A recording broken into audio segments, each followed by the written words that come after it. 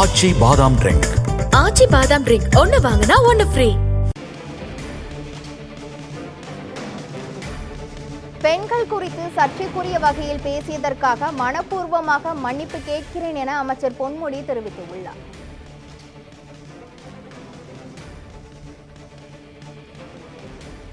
தகாத வார்த்தைகள் நான் பேசியதற்கு மனப்பூர்வமாக வருந்தினேன் என அமைச்சர் பொன்முடி தெரிவித்துள்ளார்.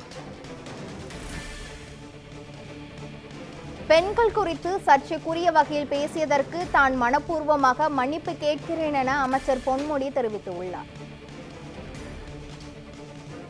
நீண்ட காலமாக பொது வாழ்க்கையில் உள்ள எனக்கு தடுமாற்றம் ஏற்பட்டதற்கு வருந்துகிறேன் எனவும் அமைச்சர் பொன்முடி தெரிவித்திருக்கிறார். இது குறித்த மேலும் விவரங்களை வழங்குவதற்காக நமது செய்தியாளர் சாமுவேல் எபினேசர் இணைப்பில் உள்ளார்.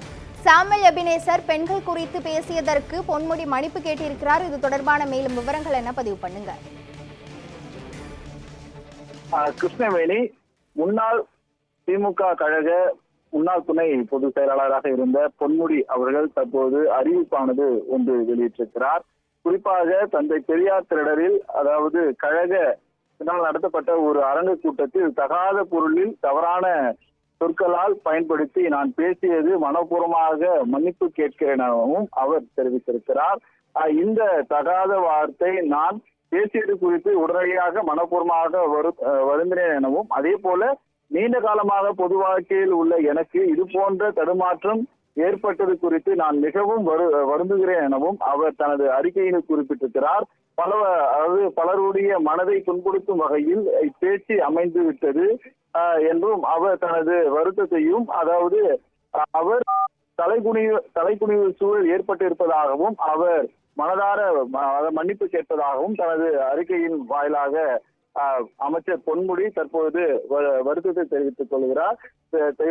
இது மட்டுமல்லாமல் நேற்றைய தினம் அவர், அதாவது திமுகவில் வகித்து வந்த துணை பொதுச் செயலாளர் என்ற பதவியிலிருந்து விடுவிக்கப்படுகிறார் என அக்கட்சி தலைவரான ஸ்டாலின் அவர்கள் அறிவிப்பானது வெளியிட்டிருந்து, இப்போ அந்த துணை பொதுச் செயலாளர் அதாவது பதவிக்கு திருச்சி சிவா அவர்கள் நியமிக்கப்பட்டிருக்கிறார். இந்நிலையில், அதாவது சர்ச்சைக்குரிய விதத்திலும் அதே போல பெண்களை இழிவுபடுத்தும் வகையிலும் பேசிய முன்னாள் அதாவது துணை பொதுச் செயலாளராக இருந்த, அதாவது திமுக துணை பொதுச் செயலாளர் இருந்த பொன்முடி தனது அறிக்கையின் வாயிலாக தற்போது மன்னிப்பு கேட்டிருப்பது குறிப்பிடத்தக்கது. கிருஷ்ணவேணி,